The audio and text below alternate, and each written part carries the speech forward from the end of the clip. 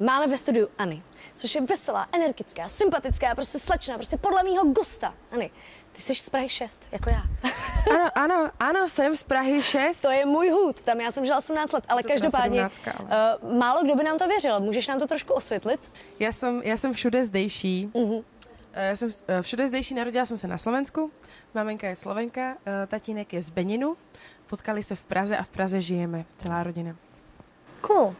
Je to výborné. Cool. Ty máš vlastne, ty aj v kapele si, respektíve chodíš spievať na rôzne večerky, vystúpenia, takže ty už si viac menej taký poloprofesionál, ak nie profesionál. Že úplný profesionál. Chápeš.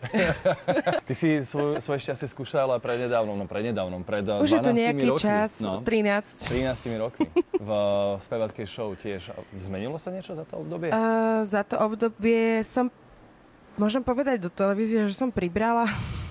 Vôbec? Čo si? Ja som si to nevšimol. Prisahám, čo si? Však ja som furt stále taká istá, dobre maskovaná. Nikto by sa nikde nenašiel v lese napríklad. No.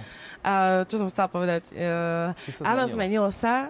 Asi som dospela, lebo respektíve sa to čaká od človeka, ktorý sa vydal, deti má, všetko, už tieto tu veci, dospelácké. Takže asi som dospela. Tie veľkáčské problémy však. Áno, presne. Chápem.